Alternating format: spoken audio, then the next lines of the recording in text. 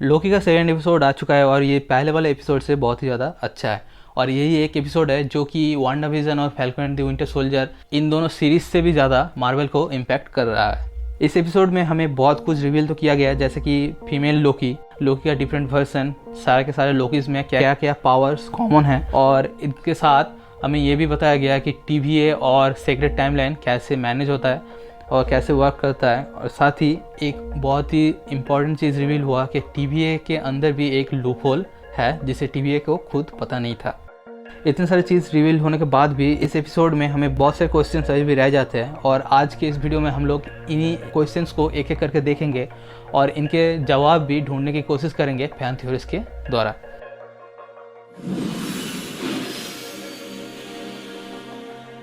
तो इस एपिसोड का सबसे बड़ा जो क्वेश्चन है वो ये कि फीमेल लोकी को TVA के बारे में इतना सब कुछ कैसे पता, मतलब फीमेल लोकी को TVA के लूप होल के बारे में कैसे पता, और वो ये कैसे जानती है कि TVA कैसे वर्क करता है और कैसे सीक्रेट टाइमलाइन फंक्शन करता है।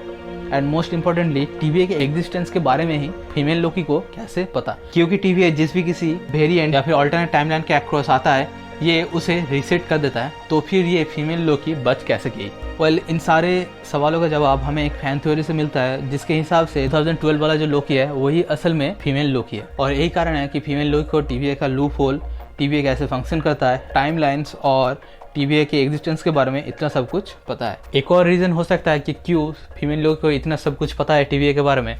इसका रीज़न बेसिकली यही हो सकता है कि फीमेल लोकी और TVA के कोई एजेंट आपस में मिलकर ये सारे के सारे चीज़ प्लान कर रहा हो। वेल, अब सिर्फ यही एक क्वेश्चन नहीं है। एपिसोड में हमें जब मोबियस एंड रेंसलेयर के बीच में बातचीत होते हुए दिखाया जाता है तब एक दूसरे एनालिसिस्ट का जिक्र होता है जिसे मोबियस भी नहीं जानता। तो आखिर ये दूसरा एनालिसिस्ट है कौन? तो इसके रिगार्डिंग भी एक फैन थ्योरी निकल चुका है, और इस फैन थ्योरी के हिसाब से ये जो दूसरा एनालिसिस्ट है ये और कोई नहीं, कैंग द कॉन्क्यूरर है।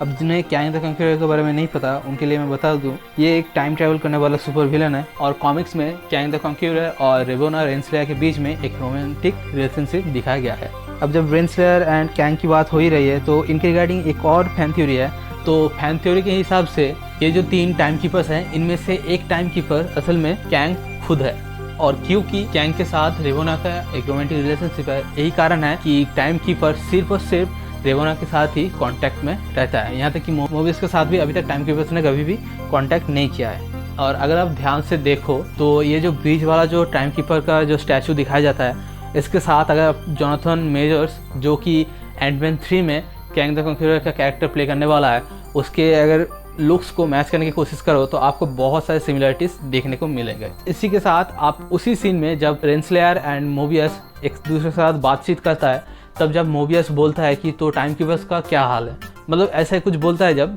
तब रेंसलेयर पर्टिकुलरली मिडिल में जो टाइम कीपर है उसी की तरफ देखता है। तो ये कहीं ना कहीं शायद से ये फैन थ्योरी सच होने के बहुत ही ज़्यादा चांसेस है।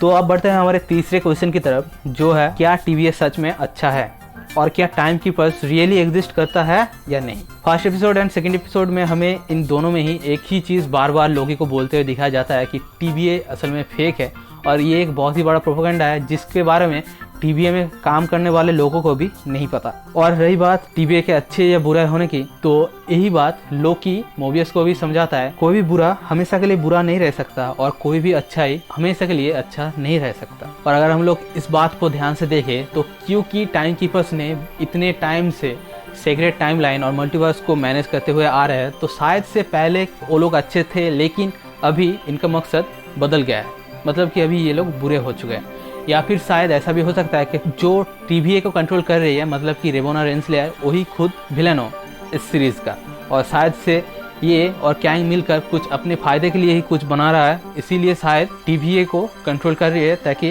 वो लोग सीक्रेट टाइमलाइन को मैनिपुलेट कर सके। एक और फैन थ्योरी ये भी सजेस्ट करता है कि कैंग द कॉन्क्यूरर ने ऑलरेडी टाइम कीपर्स को मार दिया है और अभी कैंग ही टाइम कीपर्स की जगह पर पूरे के पूरे सीक्रेट टाइमलाइन को मैनिपुलेट कर रहा है।